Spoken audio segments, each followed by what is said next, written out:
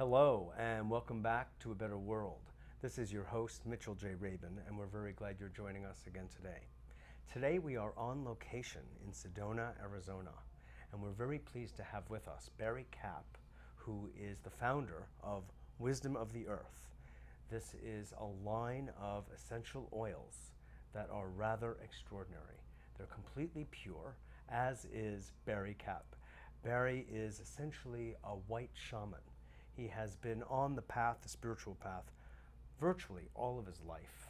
And it's taken many, many forms, many permutations over decades of time. And ultimately, he found himself called by the flowers and the trees to this part of the world. And from this place, he is doing some beautiful, beautiful, heart-based work in healing and transformation. So we're very glad to be here with Barry and in Sedona where, well, you know what? Nature rules.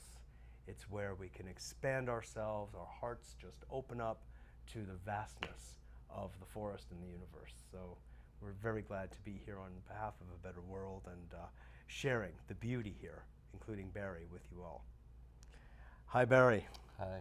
Dear brother, shalom and Shalom. hello.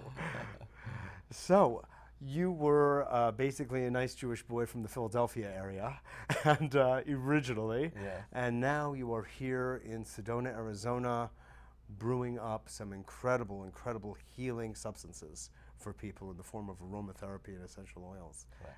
What happened? What was it that inspired you to make such a change and a move in your life? Well, I believe that it was just simply that when I came onto this planet, that this was my calling as a messenger. And it took me a lot of years, but yet not a lot of years, because I was blessed to choose a father, as you already mentioned, who was like a white medicine man, or was a white medicine man, herbalist to be more exact in his day.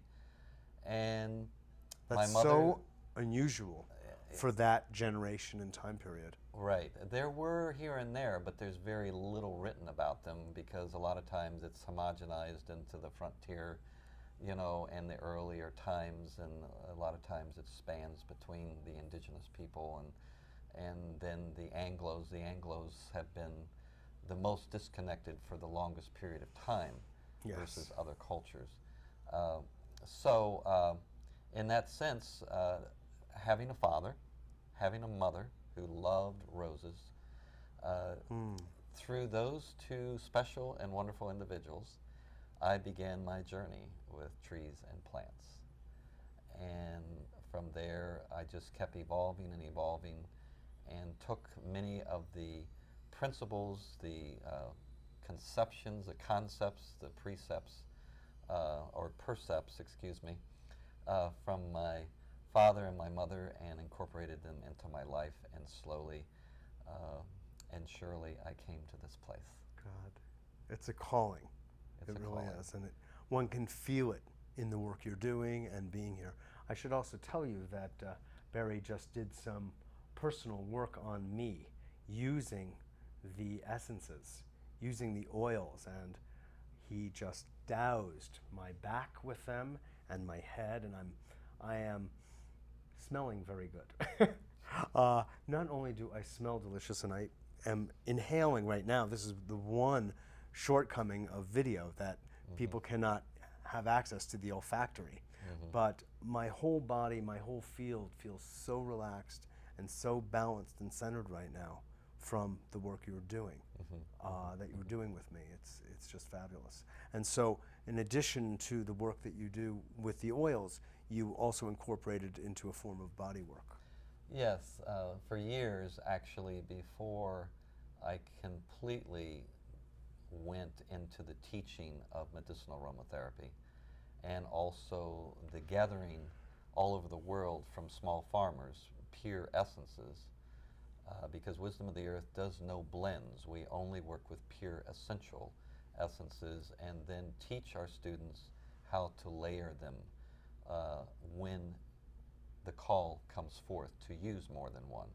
Okay, so unlike other aromatherapists that will blend several into one bottle Mm-hmm. and give it some kind of name, whatever it may be, that Right. represents some of the properties of those oils.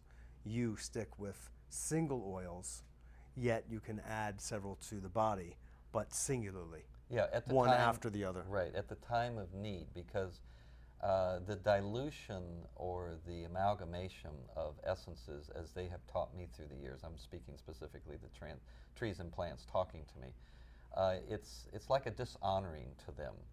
They don't mind mixing and blending when they are called to do that specifically on a particular case.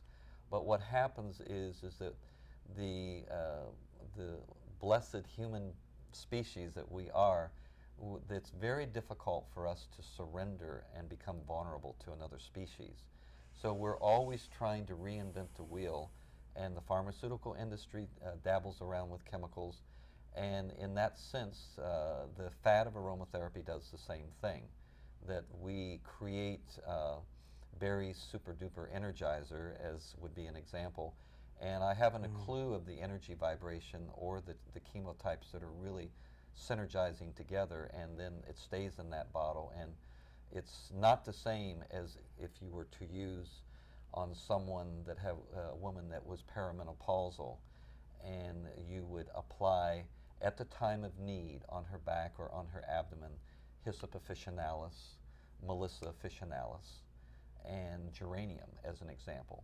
And then right at that very time, it takes a little more time to individually layer them, but by far it is the answer to many people within the aromatherapy world and other modalities that often wonder, are they really getting the results that they would like to get?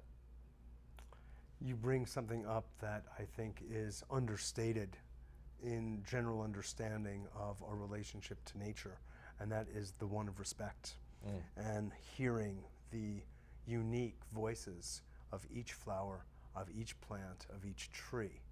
And what I'm gathering very much is that that is a gift that you have of tuning in and hearing the vibration, if you will, the sound, the call of the individual plants and what they have to say. Could you just talk about that a little bit? Yeah, as a messenger for the trees and plants, and the mantle of blessing that has been put on me through the years, it is something that I teach my students right at the very beginning of a level 1 certification course, that actually everything that I'm going to tell them, they already know.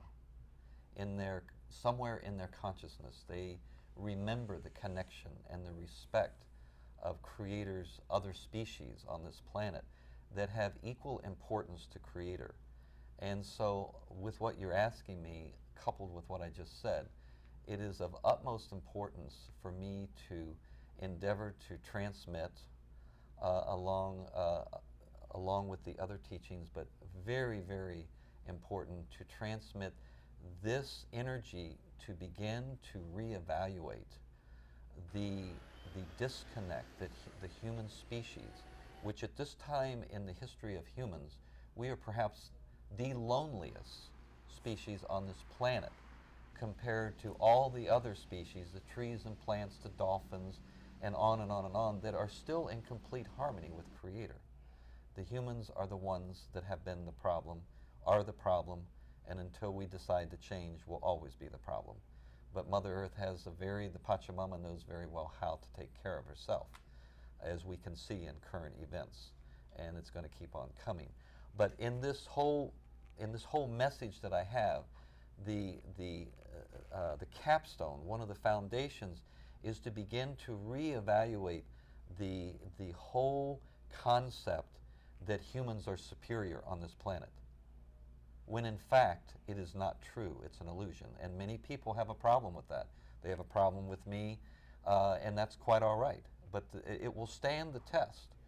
And Creator has created all of these, and they're all good and they're all beautiful, and without even the trees and plants, you and I would not be sitting here talking, because they are the primary givers of oxygen on this planet. Humans cannot create oxygen within their own body to survive.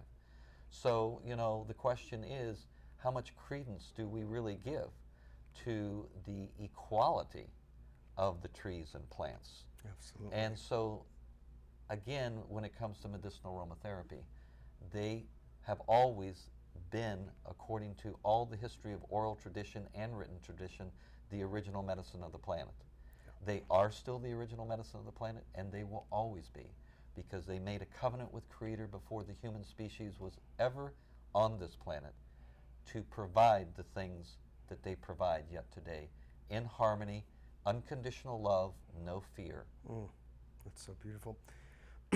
What you're doing is essentially taking our ordinary paradigm of perception and turning it on its head about the superior-inferior relationship of humans to other species. Exactly. And to follow this teaching, Barry, is to also follow indigenous teachings all across this land Yes. that have been here for who knows how long, Exactly. here and elsewhere on the planet. And it's always been an idea and a teaching of equality, as you are implying, not an upper-lower, inferior-superior relationship. And if we humans were to follow that teaching, that instruction from nature that you are voicing right now, it would put us into a position of surrender and letting go, and our proper placement in the natural order of things, so that we would be appropriately egoless. This issue, you know, when I was born in 1946, you know, people didn't necessarily very much talk about dogs having feelings, cats, even fish, you know, you go and you fish and you cut the head off and rip it off. And I used to squirm because I could feel, even sometimes the fish would make noise and so forth. And I knew in my heart that they had feelings. Today, that's a no-brainer. That's how far different it is since I was born in 1946 to today in 2005. But there's a whole lot more that a lot of us are just beginning to realize, that these other species that Creator has created definitely have consciousness. They feel just like we do. They communicate. It even brings new meaning to Lord of the Rings, that one sequel where the trees rose up, you know, and I thought it was phenomenal that they were able to bring that to life. That wasn't just in the true sense of the word, it wasn't a fairy tale. Trees are very concerned about the plight of this Mother Earth and what humans are doing. And they have a big part to play, and trust me, they can do many things way more than what we can ever imagine. There is a book called When Elephants Weep, and it's this detailed study of the emotions of animals, elephants, and all the way through the chain, the species of animals. It's very beautiful and very touching. And did you see, what's the name of that movie, The Weeping Camel?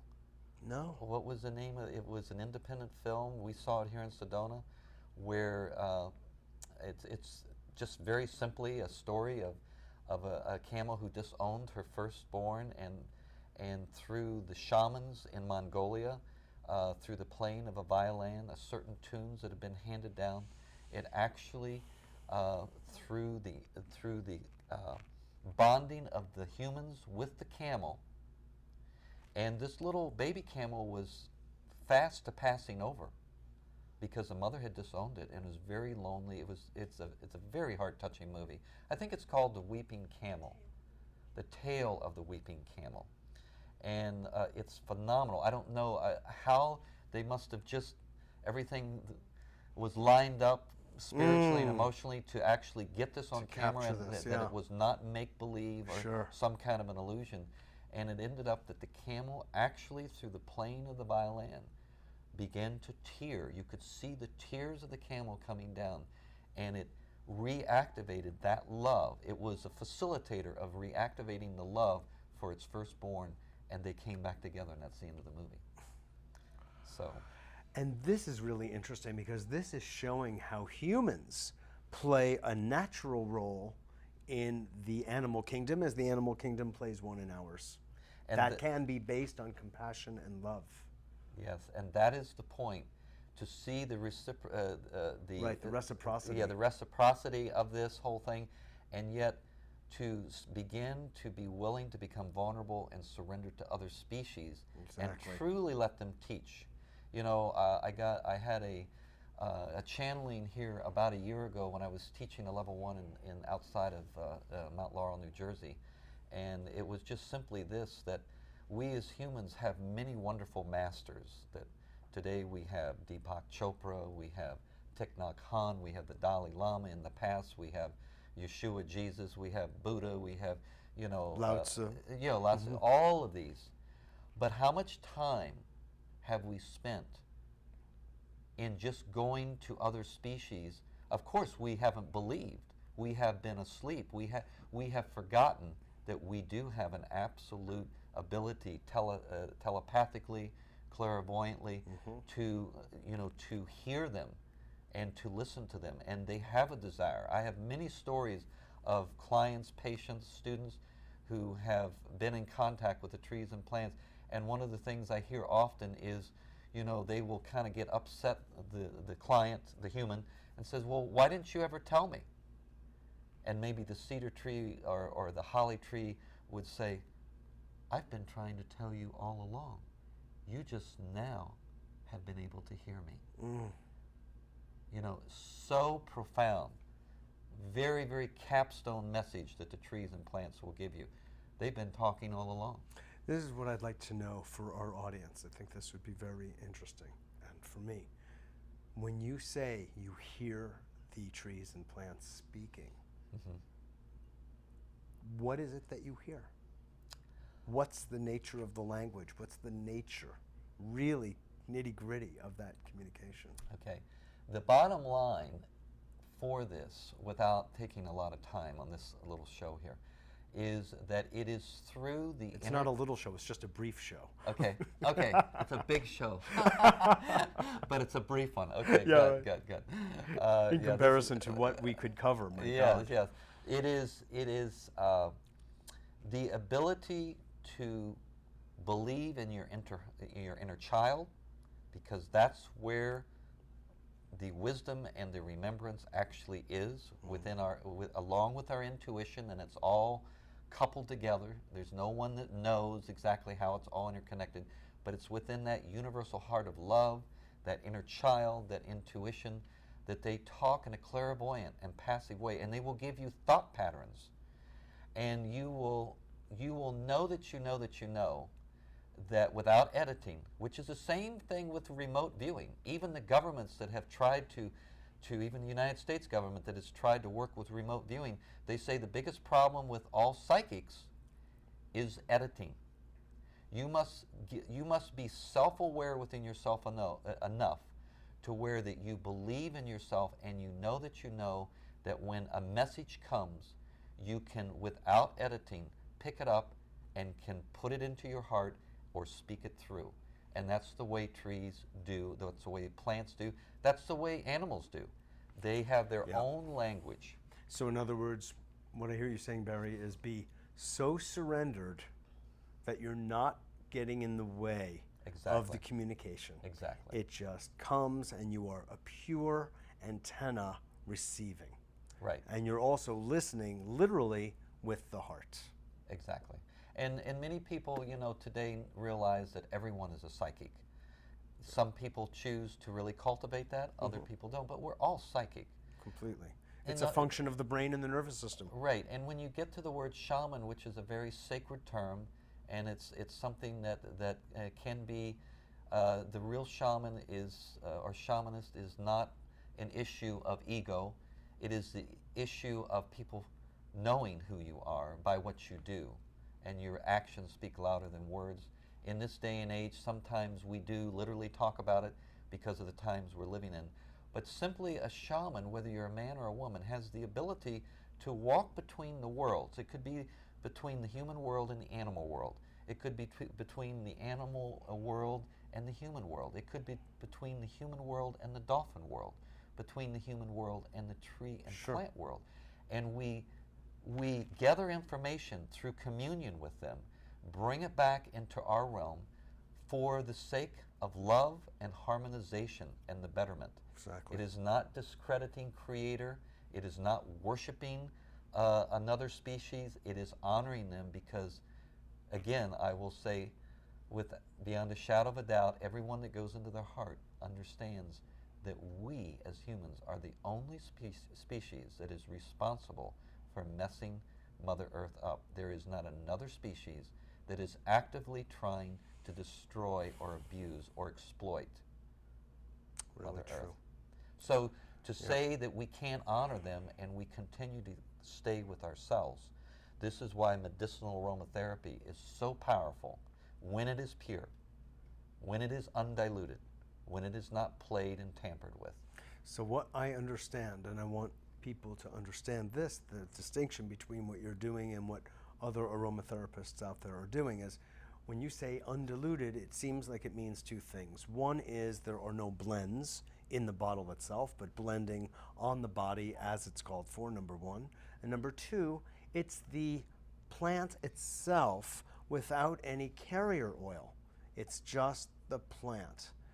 I've got to tell you, in inhaling your oils, I feel like I get connected to nature and to the aromas that I know are there, that I have felt be contaminated and diluted and superficialized over the years of my life.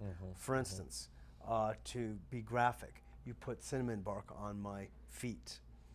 I like cinnamon and I use cinnamon, but I haven't smelled that quality of direct cinnamon. It's like it's like real. And it's sort of like when you eat ordinary food and then you eat an organic banana or food from the rainforest. You get a feel for, oh my God, that's what it tastes like. That's a mango, that's a papaya. It's like radically different than what is going on today. And I feel that you are helping to restore our senses, if you will, and not to mention our sense, through bringing these oils to us, because it's like reminding our noses of and our bodies of real nature instead of superficialized, synthesized nature. Yeah. Well, Does just that to make sense to you? Have definitely, you gotten feedback like that? I'm sure. I would just want to add something here. I have no idea how far this particular this brief program is going to go. This wonderful program, but I've met a lot of people, and a lot of people have met me through the years. I've worked with thousands of bodies as far as treatment through the years. You know, I've been doing this for a long time. I was here and actively working in medicinal aromatherapy before some organizations have come to birthing here, and I have friends within the medicinal aromatherapy world, and I just have to say that I love them all. We certainly don't agree in everything. It's not about judgment, but I will say, and I will stand on this, that those that continually are scared and write books about essences you should not use and essences you're so cautious about, barely ever use, the whole myths of toxicity and all of this kind of thing. It is just simply that wisdom of the earth chooses love. We believe in love, we practice it, we're passionate about it, and so that is a difference between the other side of aromatherapy, even though that there can be effectual to a point. You cannot ultimately work with the trees and plants in a paradigm of fear. There will always fear, always is conducive to standardization. It is conducive to many, many things that we all know that I don't even have to go into. But just suffice to say, wisdom of the earth, we take great passion to bond heart to heart with our farmers all over the world, small farmers. We hand pour every bottle, which is another whole area that we could talk about in some future point, which unfortunately, even those that once did hand pour are changing because they don't have time or they're getting too big. And we have already made a commitment to the plant and tree kingdom that if we have to get that big, we won't be in business anymore, because hand pouring is, even Valerie Warwood in one of her books, The Fragrant Heavens, finally took a whole portion to write about the importance of how you handle it and who is handling it. So all of these areas are intricately, even though they seem to be diverse and sometimes complicated, it's very simple. Love is the ultimate answer, even in medicinal aromatherapy. As soon as you walk in fear, you are headed the same way as the whole modern medical system. Even if it's called aromatherapy, it doesn't matter.